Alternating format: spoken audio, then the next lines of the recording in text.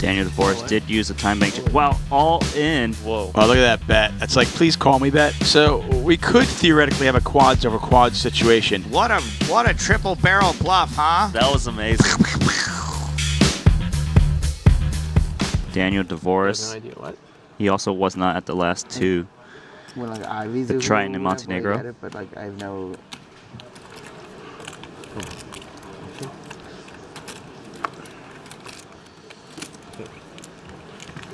He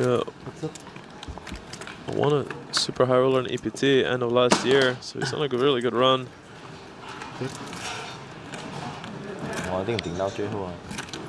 Greenwood flops trip 10s. This is a limp pot.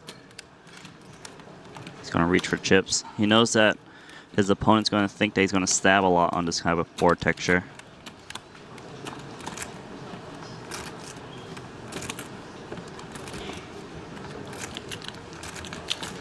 So Dvoress just calls a queen 8 high. He's got a lot of back doors. Turns to 8. It's all about like floating a little bit with some back doors and hitting your pair and thinking you're good, but you're not.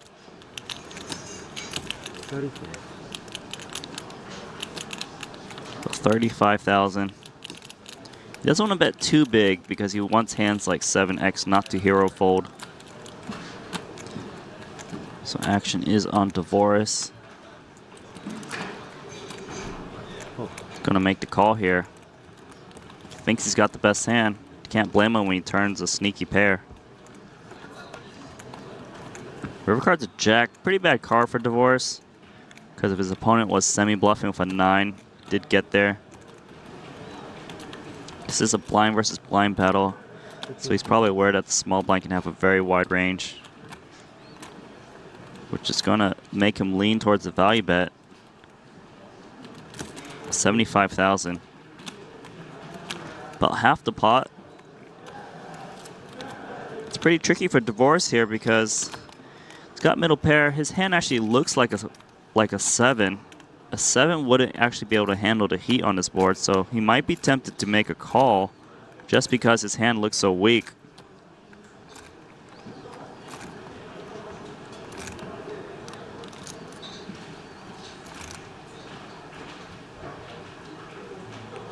I'm just touching some chips here. Using time bank chip. So Daniel Dvoress did use a time bank chip. Wow, all in. Whoa. That is a massive all in. Count, please. That is such a technical bluff. Yeah. He's got a blocker to a full house. And the reason he knows that if he makes it say 200,000, if his opponent has a 9, he's going to call off no matter what. He's targeting, you know, some thin value bets like a 10, and he's trying to get 9s to fold. And you gotta look, it's 75,000 to 664,000. That's like 9x. It's a big raise. The bad part though with 10-3 is sometimes Dvoress is going to do this with a 9 to bluff his Greenwood off of a chop. So imagine calling here and Dvoress just shows you a 9. Like, that'd be terrible.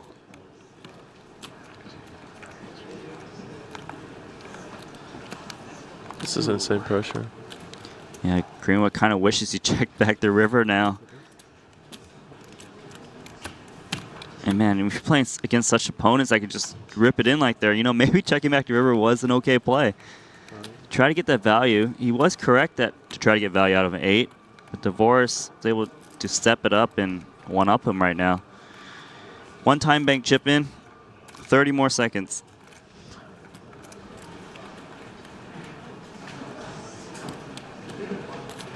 It's a very tense moment. Yeah, he just got to lay this down. What a move by Daniel Dvoress. Welcome to Jeju, Dvoress. That's impressive play. Yeah, that's really impressive. Dvoress limps 9s. Lebedev limps King Jack suited. Cates is in with Jack 10. Juanda pocket 6s. Waikin Yong freshly doubled up. It's going to get a free look at the flop, and he takes it. So antes are 25,000. Ace, ace, 6. How about a full house here for Juanda? How about the nut flush draw for Lebedev?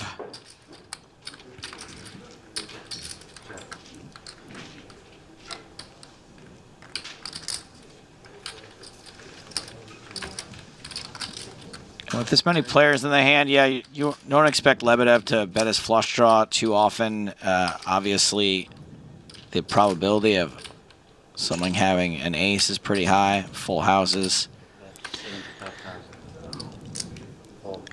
Yeah, especially at the final table, you don't want to bleed chips off.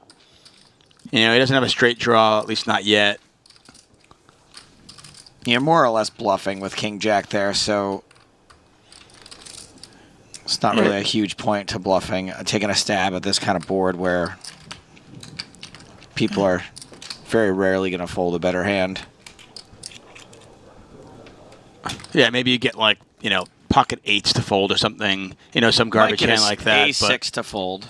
Right, but I kind of like just Not he's gonna A6, sorry. He's gonna play A6. this aggressively in a limped pot. And of course, you know, two ways to play that. I mean, I think folding would have been kind of a little bit too nitty. Sure, and we know how hard it is to hit a flush draw. And he has walked right into Juanda, though. Juanda's probably not too upset at that raise. Well, that changes things for sure. That is interesting. Man, it might be that Juanda simply does not want to believe that he has an ace now. For sure. Even though it flip-flops Juanda's hand and makes it a little weaker, aces full of sixes as opposed to sixes full of aces. The issue with this, of course, even if you don't believe that your opponent has an ace, which he doesn't in this case, he probably has diamonds. And obviously he's got the overs to the 6, so his equity goes up dramatically. Very difficult to bet here if you're Lebedev, because you're like, well, my opponent could just have an ace here. Juanda not slowing down at all. Well, look at that bet. That's like, please call me, bet. Please call me. Don't go anywhere. It looks... But now, like, would Juanda really bet an ace? I guess if he would bet it small like this. 10 seconds. Man, Lebedev makes the call. It'll really get interesting if a diamond, a king, or a jack come off. Oh, my goodness. So we could theoretically have a quads over quads situation.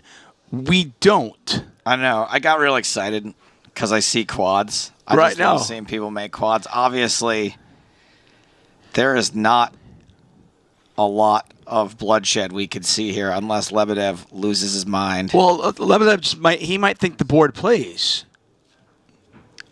I mean, he's got aces full of sixes. He might just think the board plays. The interesting thing is, if Lebedev, he only bet 200,000, but if Lebedev were to bet like a ridiculous amount on the river, you could argue that pocket sixes, quad sixes is just a bluff catcher. Right. It is a bluff catcher. In this case, the bet is so small that It's barely a bluff.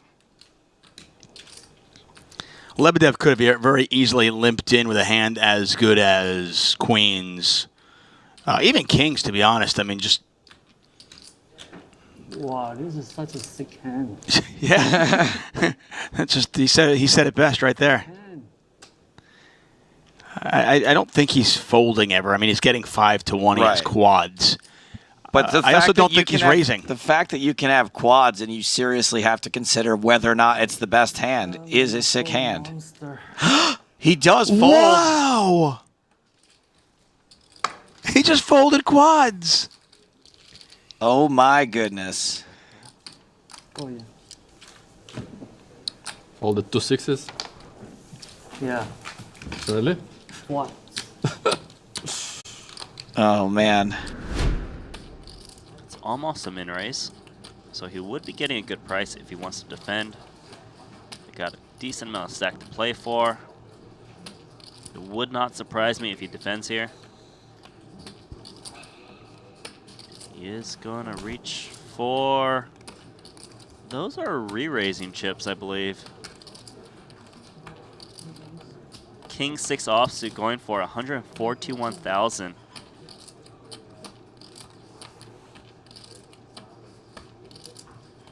It seems like, based on the chip counts, Xuan has been downswinging at this table, so maybe he's been raising a lot.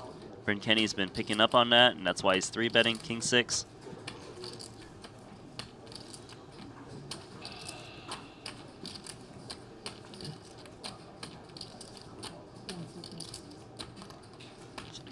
Xuan's got the suited ace in position, and he's going to make the call. There we go. He does indeed make the call. He's got Bryn dominated, although I don't think Bryn is necessarily counting on making a hand with king 6. Ace, queen 4, 2 diamonds. Xuan way out in front with top pair. Bryn's gonna need running cards. So Bryn Kenny's got about 25 big blinds remaining, trying to decide should he bet, try to get a hand like pocket 8s to fold, pocket 9s, and those hands probably would call pre-flop.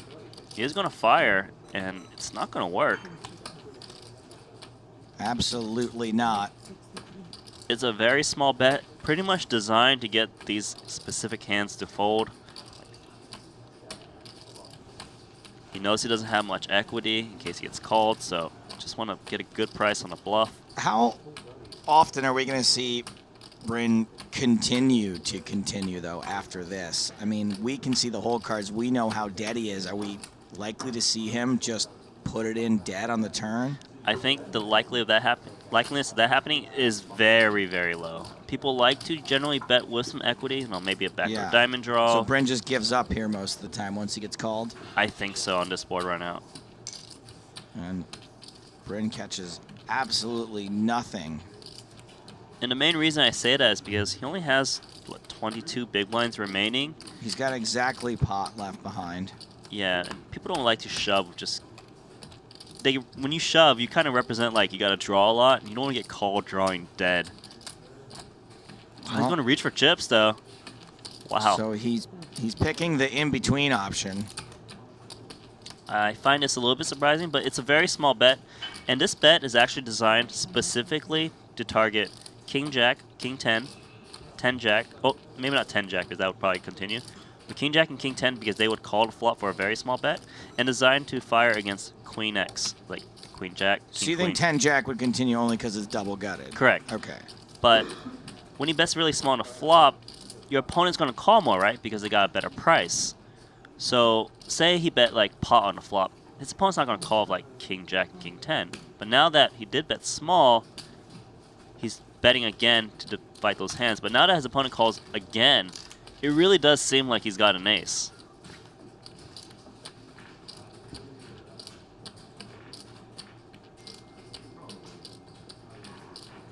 So Bryn with now half pot left behind. The diamonds did get there, so he's got a little bit more cards he can represent. A little bit more creativity that might get him into trouble. The ultimate trouble, as in bounce from this tournament. It is tricky, though, because not too many people like to bet small and small with just a naked flush draw, but he's going to go for it. Wow. King 6. So he did, in fact, choose the crazy option. This is the crazy option, the not standard. He somehow found 3 barrels with his stack size. And it's only a half pot shove. But from Xuan's point of view, this is... Usually people don't 3-barrel into you with this stack without having something good. I will admit, though, this looks very strong. I will say that when you call with ace-6 and you're up against, like, ace-king, ace-queen, ace-jack, you feel real dumb. Yeah.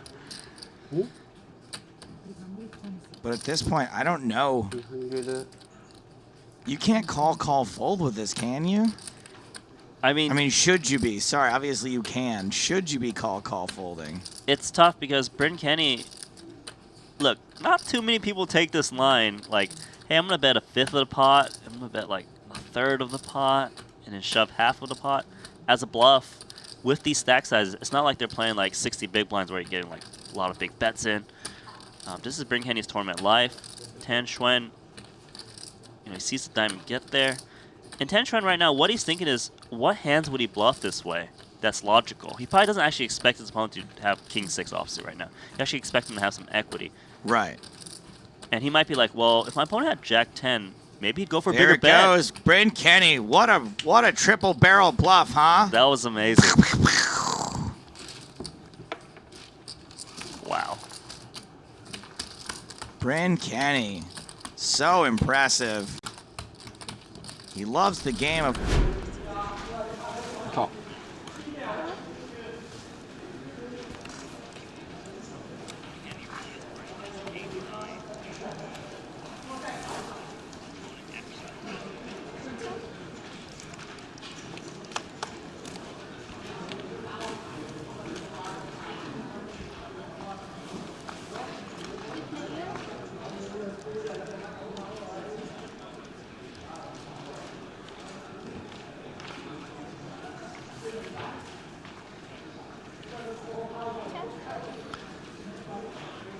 All right, so Pogorski's got top pair 10 kicker going to put a small bet out there. Bonomo just got Jack 8 inside straight draw.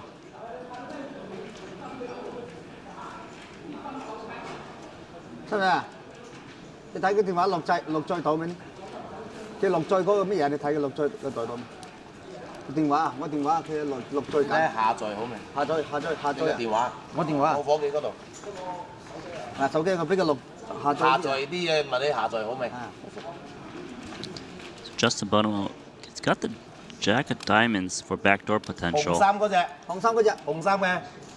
Actually going to continue here in position. Fuck, even I'm serious now. This isn't good.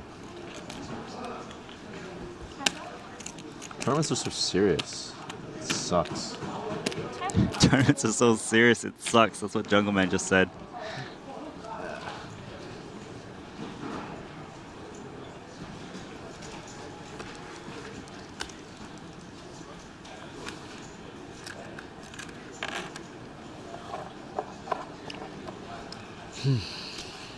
Tournaments.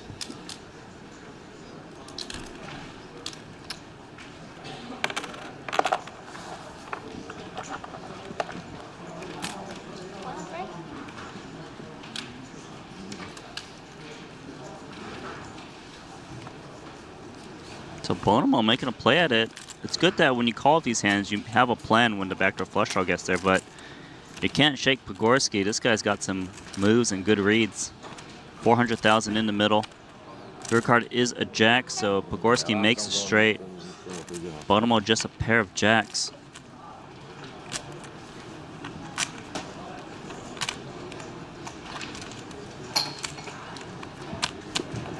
$16 players remaining. Top 9 will cash.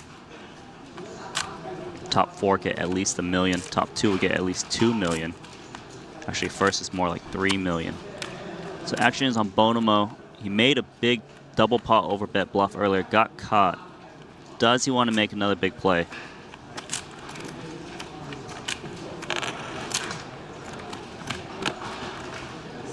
When you're holding a jack of diamonds, it's so unlikely your opponent has a flush. He's going to reach for chips. That's almost all of his chips. He's leaving a little bit behind. What's your bet? Oh. He's left everything but about 12,000. So Bonomo just got caught double pot bluffing, and he's double pot bluffing again. Round 2.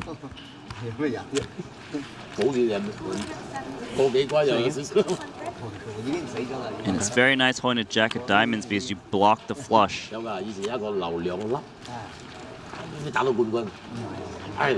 Oh, Pogorski, can he make this call? He's seen Bonomo bluff already.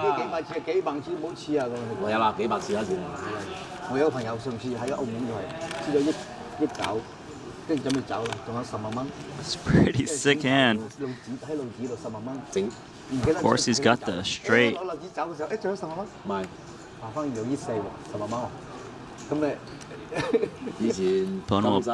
been pretty impressive with his post-flop play lately.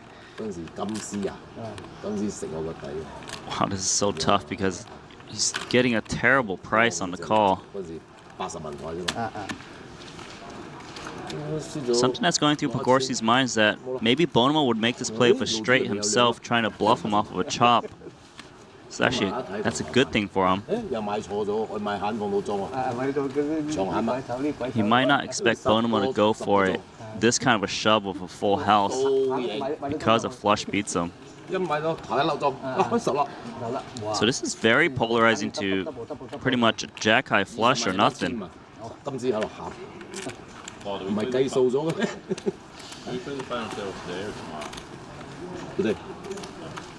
Gorski does look like he could easily have a full house here. He knows it. He's going to lay it down, so Bonomo takes that one down. 2x pot shove. Fearless. It's pretty sick. Now Jason with a monster. Let's make the call.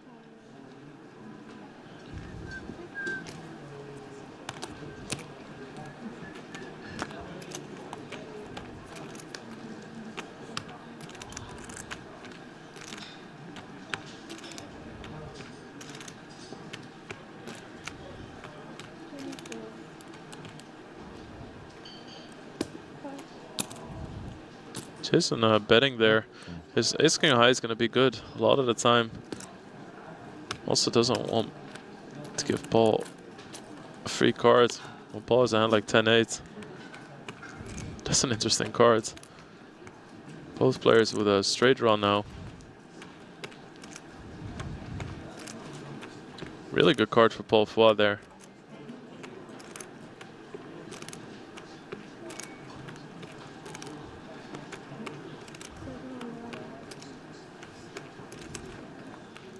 Paul's going to make the call.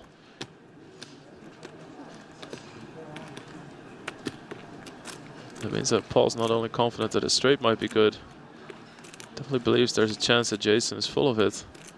And we get another spot. Whoever wants it more gets it. Jason cannot be too happy about this run out.